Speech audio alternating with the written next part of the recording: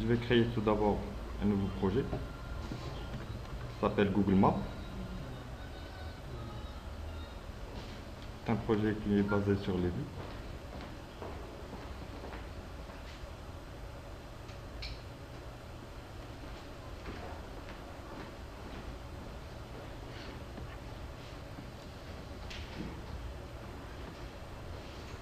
Ensuite, je vais intégrer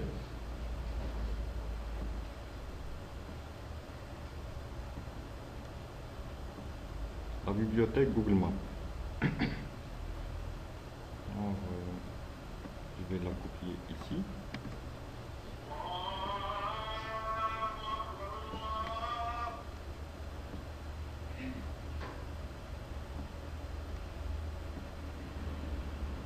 Alors, le fichier dont on a besoin pour intégrer Google Maps.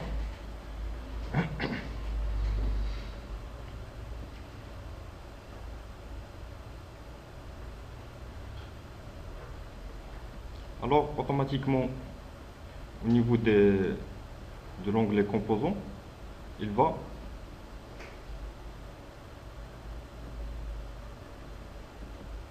vous rajouter, c'est-à-dire la classe map.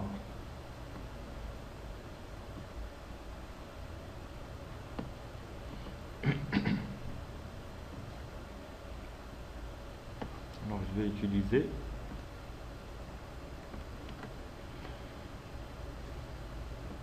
HTC Area pour mieux redimensionner la taille de l'écran.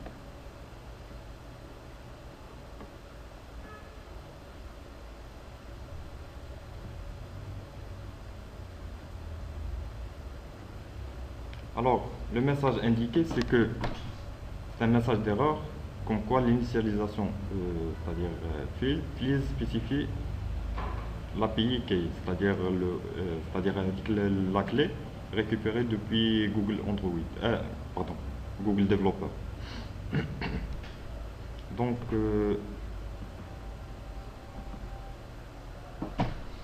au niveau de la clé,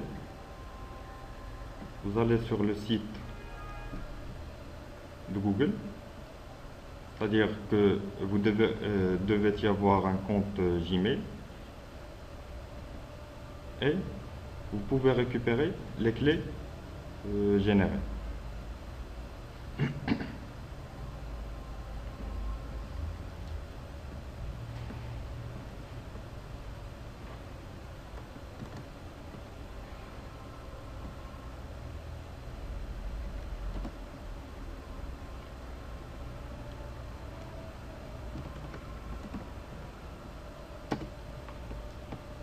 Je vais la copier depuis mon projet.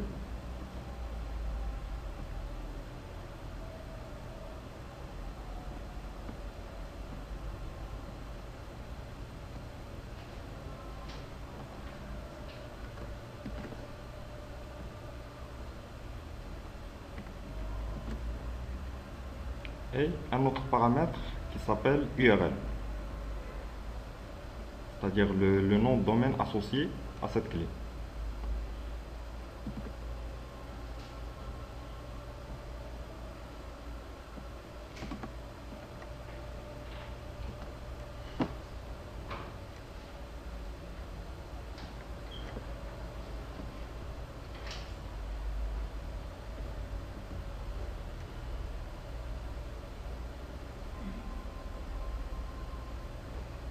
Donc, il m'affiche un message comme quoi un paramètre qui s'appelle sensor. C'est lui qui détermine si c'est un paramètre soit un booléen, soit true ou bien false. Alors, le paramètre il permet de déterminer la position dans laquelle le device, c'est-à-dire utilise Google Maps. Alors, on va spécifier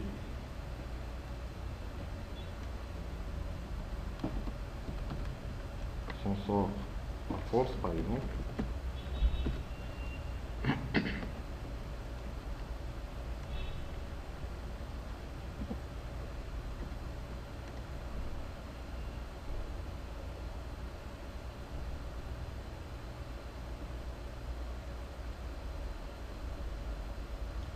Donc la carte a été bien intégrée au niveau de la vue. Donc je vais la lancer tout d'abord.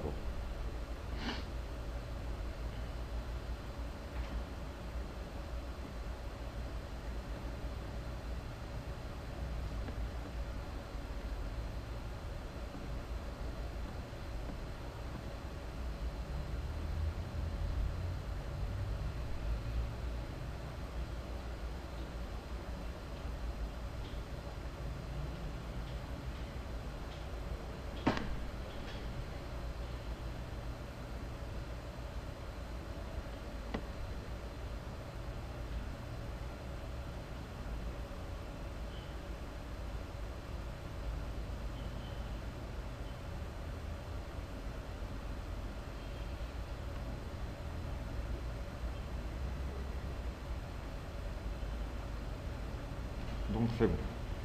Mais généralement, au niveau des applications mobiles, on n'est pas obligé d'afficher tout le monde. C'est-à-dire qu'on est par exemple, qu'on veut afficher une zone ou bien c'est-à-dire un marqueur, etc. Alors, afin d'utiliser ces paramètres-là, il y a, c'est-à-dire lors de la création de la carte, on va générer un événement qui s'appelle onMapReady, c'est-à-dire que lorsque la carte est prête, elle va exécuter un événement qui s'appelle onMapReady.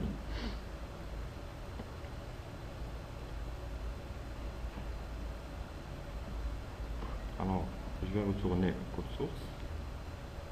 Et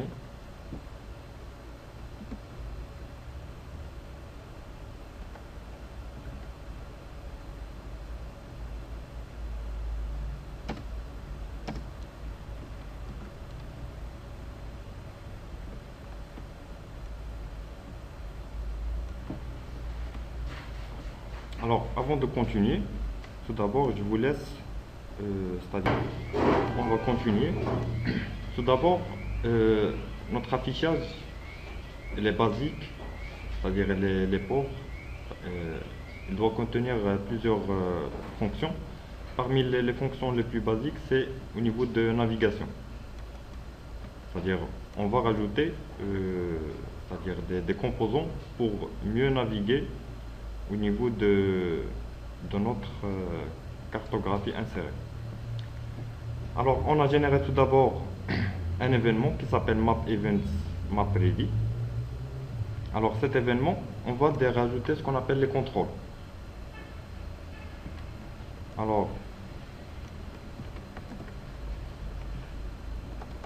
on va tout d'abord rajouter un ID pour notre map, ID qui s'appelle map. Ensuite, on va rajouter ce qu'on appelle les contrôles, add control. Alors, il y a une classe pour rajouter les contrôles de navigation, une classe qui s'appelle newNavigator control, navigation control.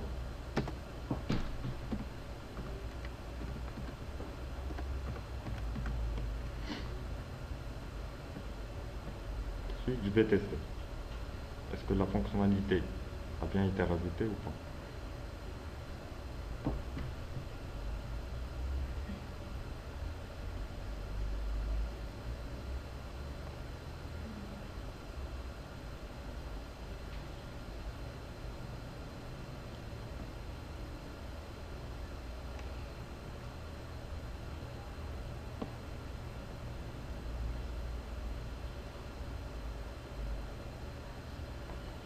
Donc, il y avait pas mal d'autres de fonctionnalités de contrôle.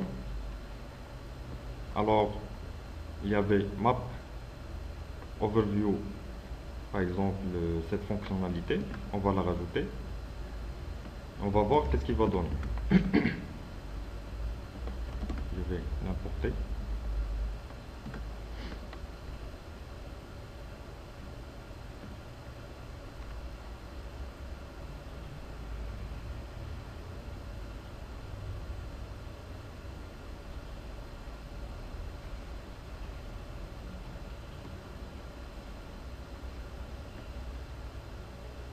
Donc, il a rajouté une petite carte au niveau de l'aperçu.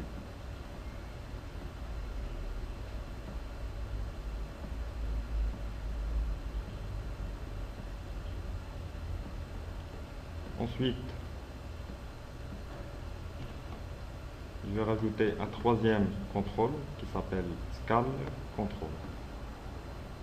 Et on va voir qu'est-ce qu'il va donner comme résultat. Je dois l'importer.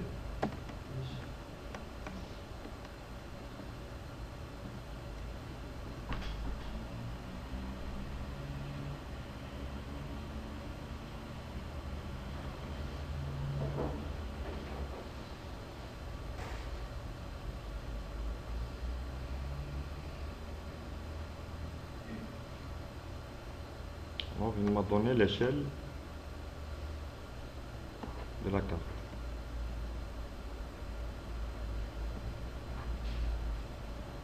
Et un quatrième qui va ajouter un contrôle au niveau de type de la carte, soit par exemple des dessins ou bien une image satellite, etc., hybride, etc.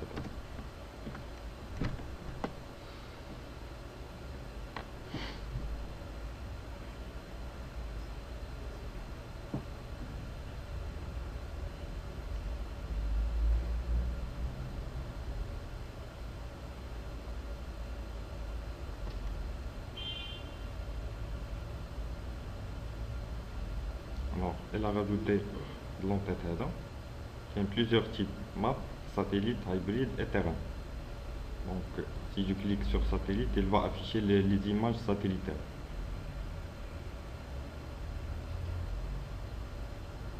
Hybride, c'est-à-dire le mélange entre le satellite et c'est-à-dire le territoire des pays.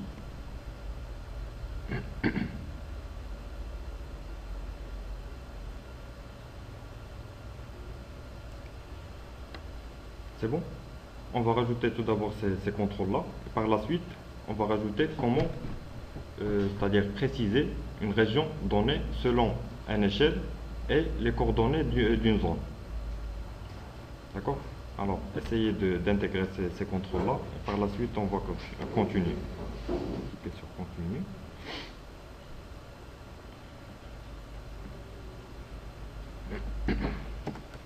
Alors, je vais utiliser map, l'objet map, point,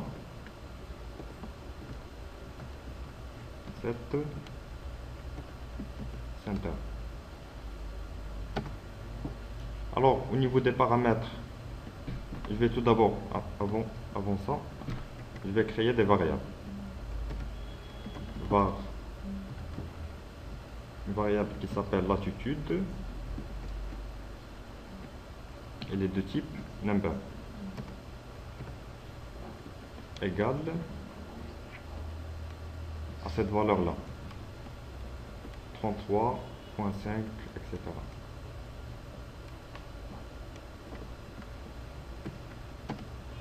Ensuite, je vais créer une autre variable qui s'appelle longitude. Elle est aussi de type number.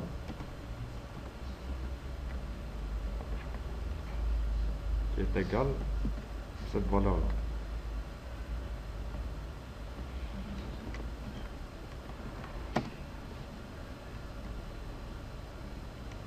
Ensuite, je vais créer un objet qui s'appelle Casablanca coordonnées.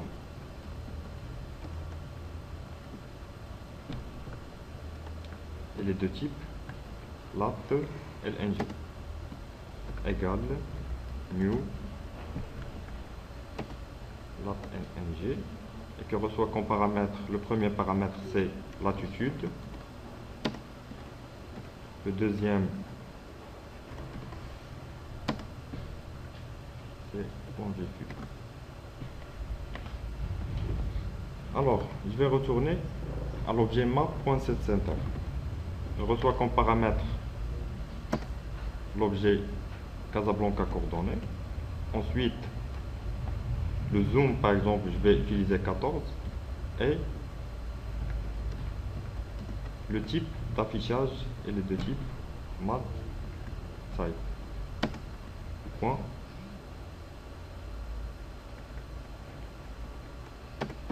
Normal.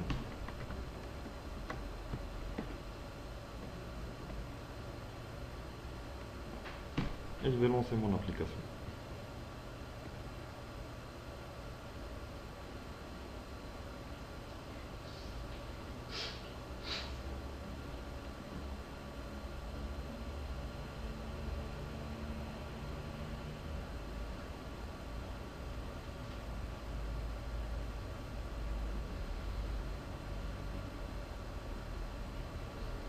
Alors, donc si je vais régler le zoom,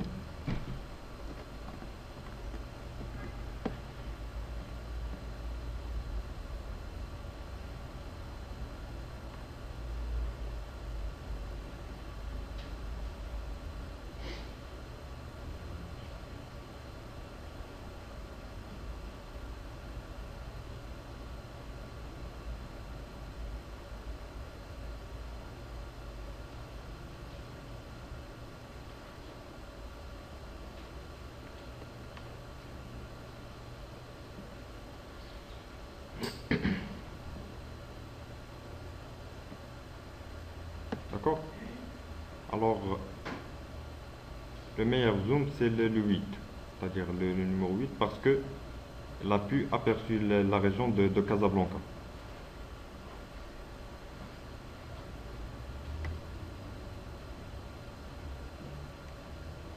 Un marqueur dans une région donnée. Par exemple, si on prend le cas de notre lieu. Donc, tout d'abord, je dois récupérer les coordonnées du lieu.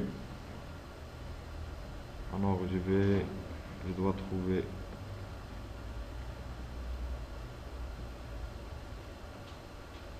où on est exactement. Je pense que c'est ici.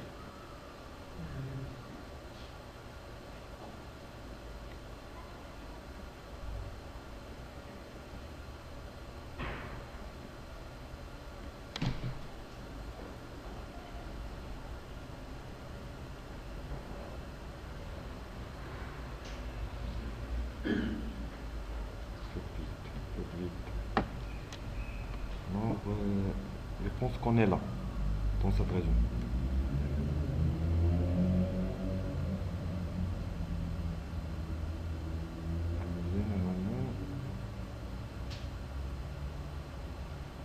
Généralement, on est ici, au coin. Donc,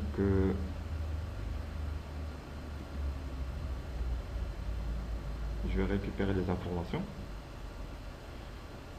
Ensuite, je vais tout d'abord créer des variables.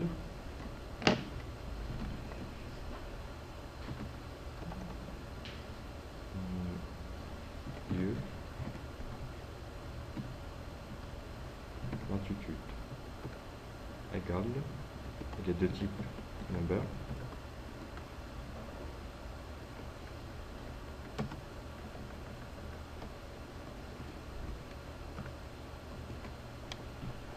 Égale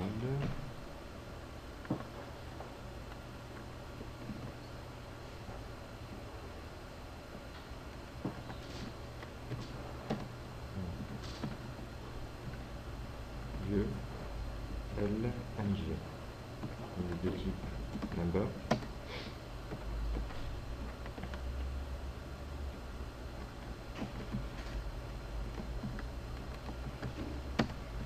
Ensuite, je vais créer une variable qui s'appelle easy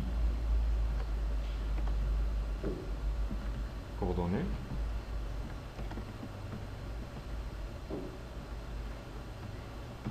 Et les deux types, latitude, longitude, égale new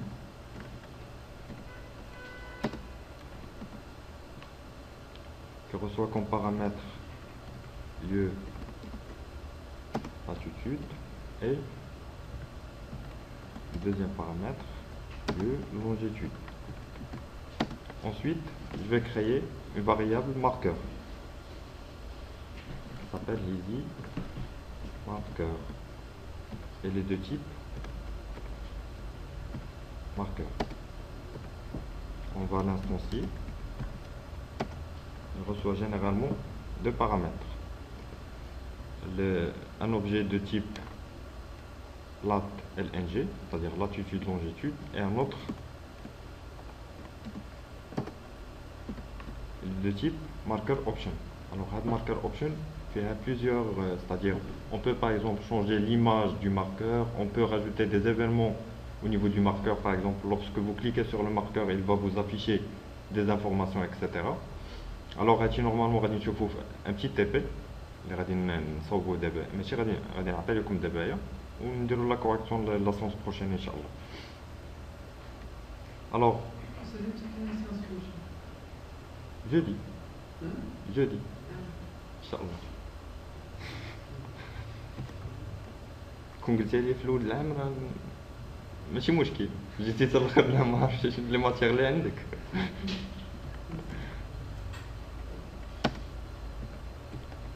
Alors,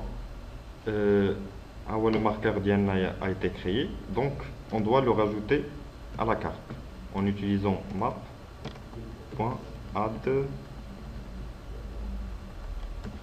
overlay.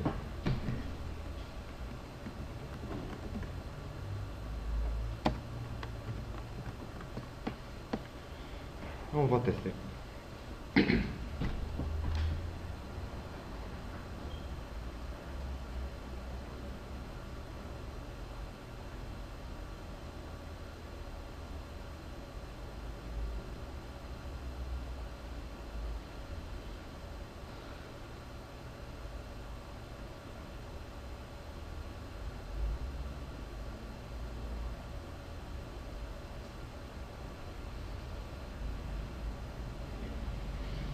Alors, notre marqueur est situé exactement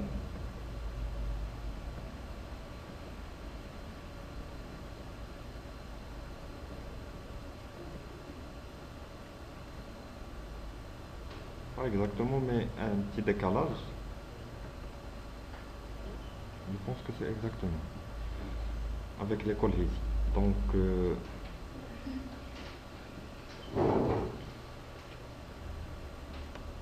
alors, pour l'utilisation c'est-à-dire des API de cartographie et du GPS, normalement, elle est très utile. Alors, généralement, on va voir un petit TP sur la gestion des contacts. Par exemple, si vous avez, par exemple, des amis, on va leur attribuer dans une base locale, par exemple, le nom, le prénom, le numéro de téléphone et ses coordonnées. Elle est où, par exemple, maintenant. Alors, on veut, c'est-à-dire créer une vue, par exemple, qui va afficher vos amis sous forme des marqueurs. Et lorsque, par exemple, vous cliquez sur un marqueur, il va vous afficher les informations du marqueur sélectionné, c'est-à-dire le nom, le prénom, le numéro de téléphone, et même si vous cliquez sur le téléphone, vous pouvez le contacter. Alors ça, c'est un cas d'utilisation. Alors, au niveau d'utilisation des périmètres, c'est-à-dire, j'ai par exemple un point de départ et un point d'arrivée. Vous pouvez tout d'abord créer un itinéraire en utilisant soit le type, par exemple, conducteur ou bien type marchand, c'est-à-dire vous êtes un piéton. Vous pouvez, par exemple, calculer la distance, soit la distance directe, soit en utilisant un chemin. Alors ça, parmi les utilisations de Google Maps.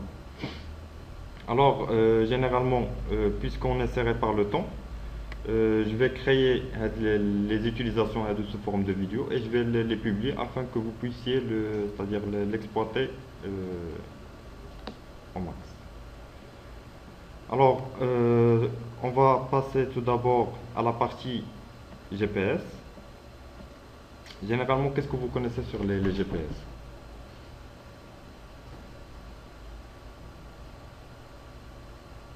C'est quoi un GPS pour vous? C'est un modèle qui permet la localisation d'une personne, un dispositif.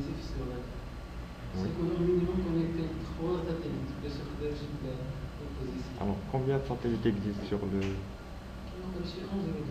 Non, c'est 24. Non 24, je pense. 24 satellites de localisation.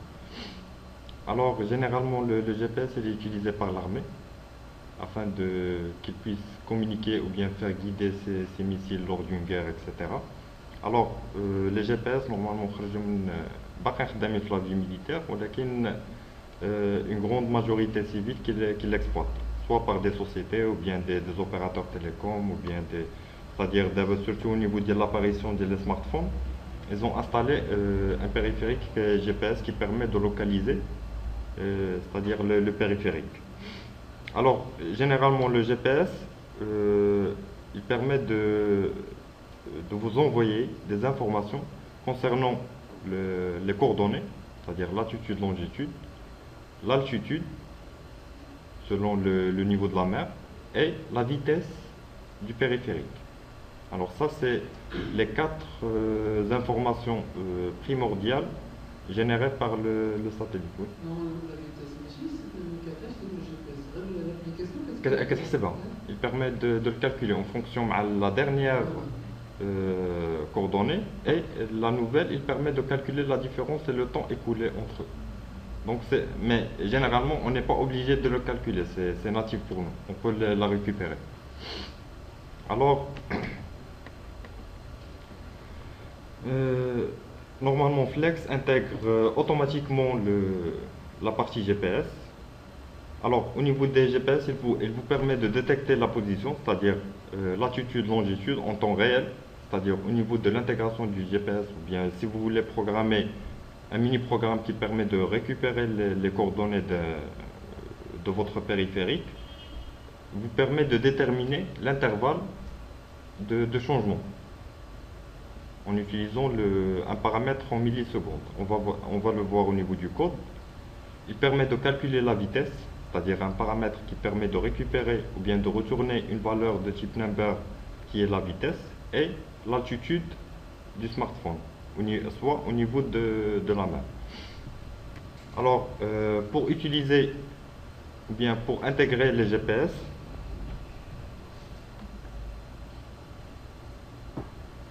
on utilise généralement une classe qui s'appelle GeoLocation. Alors, cette classe-là, il permet d'exploiter ce qu'on appelle le périphérique du GPS.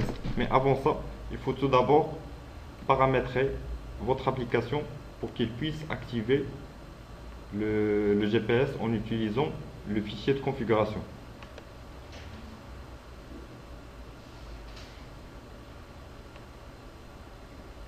Alors, pour la paramétrer, il faut tout d'abord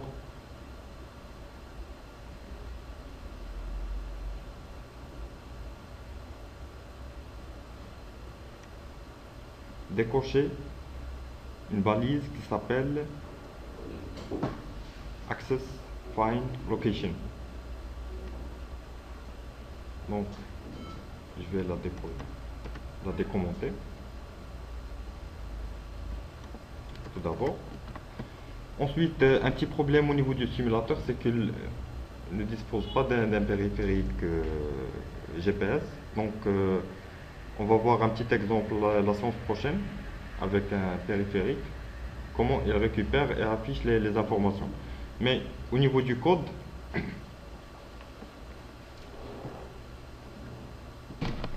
en utilisant la classe GeoLocation, tout d'abord, une condition, c'est que si, par exemple, le périphérique supporte la géolocalisation, elle va exécuter, par exemple, ce bloc. Alors, il y a une méthode qui s'appelle setRequestedUpdateInterval, c'est-à-dire avec l'intervalle de mise à jour. Et s'il y a une mise à jour à l'intérieur, par exemple, d'il y a une seconde, il va l'afficher, il va l'actualiser. Et un événement de type add event listener qui reçoit comme paramètre deux paramètres, yani, lors d'une mise à jour, il va comment il va exécuter cette méthode là, on updates. Alors on update, il permet de récupérer ces informations-là. On a créé des variables de type number, latitude, longitude, la vitesse et l'altitude. Et à travers l'événement qui s'appelle events, et est de type geolocation events, il permet de récupérer ces informations-là, tout simplement.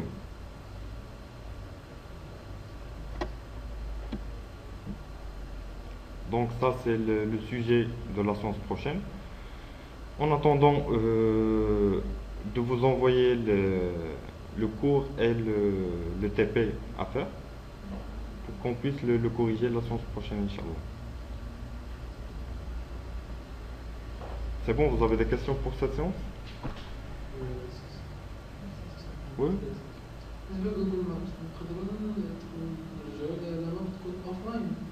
C'est-à-dire offline. Elle est obligée. Elle est obligée. Donc, il est obligé. oui. لا سميتو المهم بغا يولي لي كنت نافيغي في لو كونترول ما عندوش اي كاش او Non.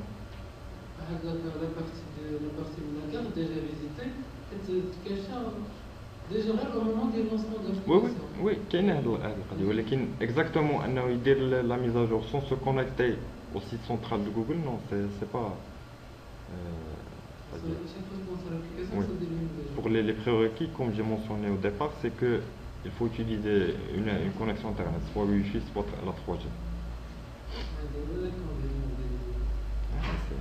C'est normal. Parce que au niveau de Google Maps, ils ont, c'est-à-dire, il est devenu payant. C'est lorsque les requêtes de la même clé dépassent 25 000 requêtes, je pense, par jour. Par jour, je pense. Vous devez payer, par exemple, une petite somme. Ouais. Oui. Pour customiser en fait les méthodes de l'API, par exemple, en fait, il a besoin de chercher la liste des adresses, la liste des altitudes, des longitudes, tout ça en fait. Parce qu'on peut customiser personnaliser en fait une méthode qui oui. Oui. C'est-à-dire, vous entrez une adresse sous forme de caractère, il permet. Oui. Oui. La partie. Même pour la prochaine séance, Inch'Allah. Il y avait une sorte de conversion entre l'adresse et les coordonnées. C'est-à-dire une adresse exacte et valide pour Google. Vous pouvez par exemple la convertir sous forme de coordonnées et vice-versa. Alors, à la séance prochaine, Inch'Allah.